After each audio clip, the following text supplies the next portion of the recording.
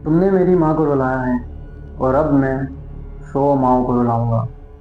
दोस्तों आंखें बंद करें और इमेजिन करें कि आपके इलाके या फिर आपके शहर से एक एक करके बच्चे गायब होना शुरू हो रहे हैं। लेकिन सोचने की बात यह है, ना कोई शोर उठता है, ना कोई आवाज़ आती है, ना कोई कागजी कार्रवाई होती है। यहाँ तक के जो बच्चे गायब होते हैं उन बच्चों के वालिदैन भी खामोश रहते हैं। अब सवाल बनता है कि क्यों और कैसे। दोस्तों इस वीडियो में जिस केस को आप सुनने वाले हैं, इस केस को पाकिस्तान की तारीख का बदतरीन केस माना जाता है। जी हाँ नाज़रीन, मैं बात कर रहा हूँ Javed Iqbal the serial killer की, the person who killed 100 children. तो एक मिनट, आपने 200 बच्चे क्यों नहीं कत्ल किए? 100 क्यों? इंतकामन कर रहे थे ना आप? इंतकामन कर रहे थे। मेरे पास आज भी इतने पैसे थे कि मैं ये सिलसिला जारी रख सकता हूँ। दोस्तों कहानी में आगे बढ़ने से पहले इस केस के मरकजी किरदार जावेद इकबाल के बारे में मैं आपको थोड़ा बताना चाहूँगा। जावेद इकबाल की पैदाइश 1961 लाहौर के अंदर हुई। जावेद की फैमिली एक अपर मिडिल क्लास फैमिली थी, तो जाहिर सी बात है जावेद को फाइनेंशियल इश्यूज बचपन में कुछ खास देखने को नहीं मिले थे। लेकिन एक्सपर्ट्स कहते हैं कि जावेद को बचपन में दो मेजर इश्यूज देखने को मिले। पहला कि उसके पेरेंट्स के बीच में कोई ख़ास रिलेशनशिप नहीं था, जिसकी वजह से जावेद मेंटली डिस्टर्ब रहने लगा और एक चाइल्डहुड ट्रॉमा उसके साथ क्रिएट होता गया। सेकंड और मेजर इशू जो कि हमारी इस कहानी में आगे कनेक्टेड है, वो ये इशू था कि जावेद जब अपने चाइल्डहुड से टीनेज की तरफ आया तो जावेद ने देखा कि वो फीमेल जेंडर से ज़्यादा मेल जेंडर की तरफ फिजिकली और सेक्सुअली अट्रैक्टेड था। और जैसे जैसे जावेद बड़ा होता गया, जावेद की ये साइकोलॉजिकल डेवलपमेंट भी होती गई। जावेद ने पहले स्कूल बॉयज़ फिर नेबरहुड बॉयज़ के साथ फ्रेंडशिप स्टार्ट की और उस फ्रेंडशिप को ग्रेजुअली फिजिकली और सेक्सुअली अटैचमेंट के अंदर बढ़ाया। नाज़रीन ये था वो पॉइंट जहाँ से जावेद की ये कहानी और जावेद का ये केस शुरू हुआ। अगर कल को आप जो जितने मारे हैं उनमें से 3-4 बच्चे घरों को वापस आ गए, फिर आपका सारा ये कोई नहीं आएगा। किस तरह आप कहते हैं कोई नहीं आएगा? दोस्तों जावेद के कन्फेशन के मुताबिक जावेद कहता है कि एक मरतबा पहले भी उसे अरेस्ट किया गया था और ये अरेस्ट एक चाइल्ड रेप केस के ऊपर हुआ था। और जावेद कहता है कि जब उसे अरेस्ट किया गया तो उसके ऊपर बहुत तशद्दुद किया गया, जिस तशद्दुद के बायस जावेद हॉस्पिटलाइज हो गया और जावेद की माँ से अपने बेटे को उस दर्द में देखा नहीं गया। जावेद की माँ रोती गई, चीखती रही और जावेद के मुताबिक जावेद कहता है कि उस दर्द को सहते सहते उसकी माँ इस दुनिया से चल बसी। और यहाँ से इस केस का टर्निंग पॉइंट शुरू होता है। जावेद कहता है कि उस वक्त उसने फैसला किया और उसने कहा कि तुमने मेरी माँ को रुलाया है, अब मैं 100 माँओं को रुलाऊंगा। और ये था इस केस का एक टर्निंग पॉइंट। नाज़रीन 1998 से लेके 1999 तक लाहौर की गलियों से बच्चे एक एक करके गायब होना शुरू हो गए और इन बच्चों की जो एज है वो 13 से 17 साल तक बताई जाती है, यानी कि कमज़ोर बच्चे और नाबालिग बच्चों को निशाना बनाया जाता है। दोस्तों एक एक करके बच्चे गायब हो रहे हैं, 1, 2, 10, 50, यहाँ तक के काउंटिंग 100 क्रॉस कर जाती है। दोस्तों बच्चे गायब हो रहे थे लेकिन कोई शोर शराबा नहीं था। बच्चे गायब हो रहे थे लेकिन बच्चों के जो पेरेंट्स हैं वो खामोश थे। बच्चे गायब हो रहे थे लेकिन वहाँ की पुलिस खामोश थी। अब इस केस को अगर हम गौर से देखें तो ये जो बच्चे गायब हो रहे थे, रिकॉर्ड के मुताबिक और इन्वेस्टिगेशन के मुताबिक ये वो बच्चे थे जो घर से भागे हुए थे। ये वो बच्चे थे जिनका कोई मिसिंग रिकॉर्ड नहीं था। ये वो बच्चे थे जिनके सर पर कोई नहीं था। दोस्तों रिकॉर्ड के मुताबिक जावेद इन बच्चों का शिकार किया करता था और वो शिकार कैसे किया करता था?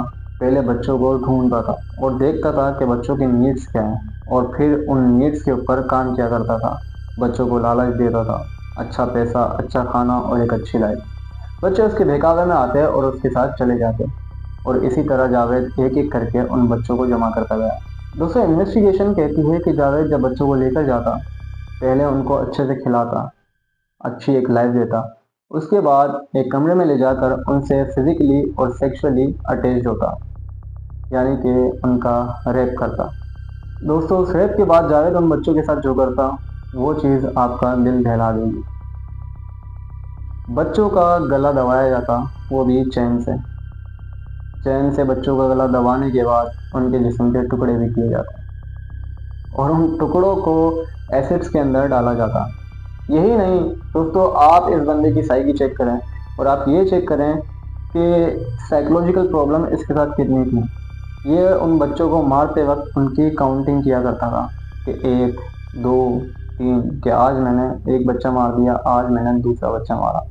नाज़रीन, काउंटिंग के साथ साथ ये उन बच्चों की रिकॉर्डिंग भी अपने पास रखता, उन बच्चों को मारने से पहले, उन बच्चों को मारते वक्त और मारने के बाद रिकॉर्ड किया करता। दोस्तों, ये सब चलता गया, बच्चों पे तशद्दुद होता रहा, एक एक करके बच्चे उसकी बहकावे में आते गए और जावेद के साथ जुड़ते गए। जावेद पहले उनके साथ फिजिकली अटैच होता और उसके बाद उनको कत्ल कर दिया जाता। दोस्तों, अब ये सब क्यों था? जावेद को ये सब करने से क्या मिल रहा था? दोस्तों, साइकोलॉजिकल एक्सपर्ट्स कहते हैं कि जावेद अपने आप को कमतर समझता था, जिसकी वजह से वो उन लोगों को निशाना बनाता था जो कमज़ोर होते थे और फिर उनके ऊपर तशद्दुद करके खुद को ताकतवर समझता था। और एक्सपर्ट कहते हैं कि उसके साथ साइकोलॉजिकल प्रॉब्लम इतनी हो गई थी, इतनी बढ़ गई थी कि वो खुद को गवर्नमेंट से भी ज़्यादा पावरफुल समझने लग गया था। उसके ज़हन में ये था कि मैंने इतने बच्चों को कत्ल कर दिया है, अभी तक मुझे किसी ने हाथ नहीं लगाया। तो दोस्तों, ये कहानी फिर आगे बढ़ी और जावेद वाकई में खुद को ताकतवर समझने लगा। 1999 के अंदर जंग न्यूज़ के ऑफिस में एक लेटर पहुंचता है और उस लेटर के अंदर एक शख्स कन्फेस करता है कि मैंने 100 बच्चों को कत्ल किया है।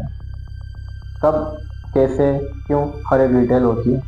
बाकायदा उन बच्चों की पिक्चर भी मौजूद होती है और उस लेटर के अंदर ये भी लिखा होता है कि ये बात मैं आपको इसलिए बता रहा हूँ क्योंकि मैं चाहता हूँ कि आप इस न्यूज़ को मीडिया के ऊपर दिखाएं। जावेद का कहना है कि उसने पुलिस को सरेंडर इसलिए नहीं किया क्योंकि उसका मानना ये था कि पुलिस उसको एक फेक एनकाउंटर के अंदर मार देती और मीडिया पर सिर्फ यही आता कि एक नामालूम शख्स एक एनकाउंटर के अंदर मारा गया।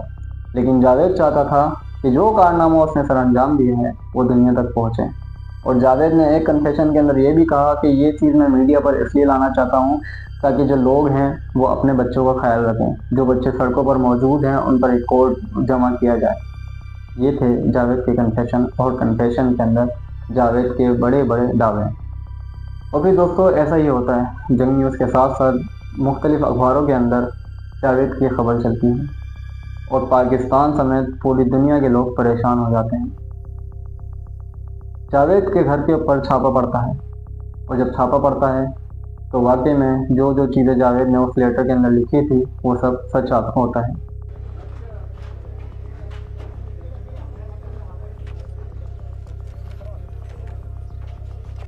नाज़रीन, जावेद गिरफ्तार हो गया, लेकिन जावेद के साथ 3 साथी और गिरफ्तार हुए और ये 3 साथी कोई बड़े नहीं थे, ये 3 साथी भी बच्चे थे।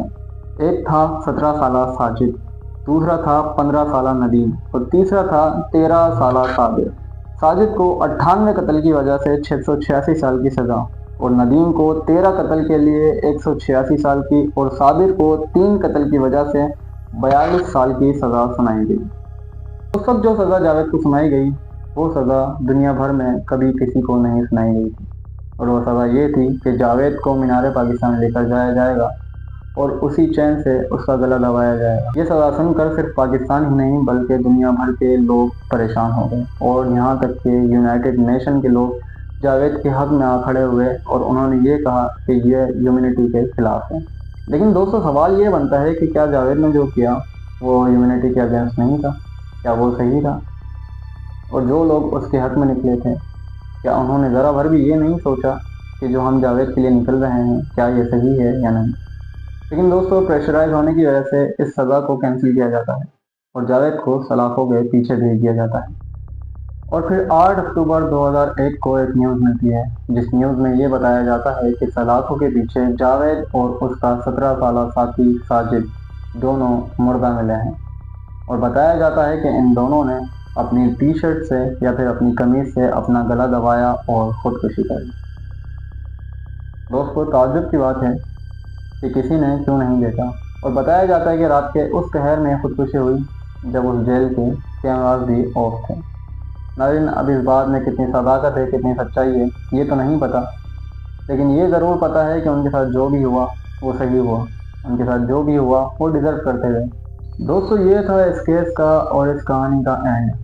आई होप कि ये केस आपको समझ में आया हो एंड आई होप कि वीडियो आपको अच्छी लगी। मैं था Salman Jilani, CP news network के साथ। अस्सलाम वालेकुम। बिस्मिल्लाहिर्रहमानिर्रहीम। जावेद इकबाल आप पर आपकी बानी बयान, इसलिए इसने जो तस्लीम किया है कि 98 मर्डर्स किए हैं। पीपीसी में आते हैं नदीम ने 13 कत्ल का इकरार किया है, हर एक में उसको 14 साल सजा दी जाती है, जो टोटल 162 साल बनती है।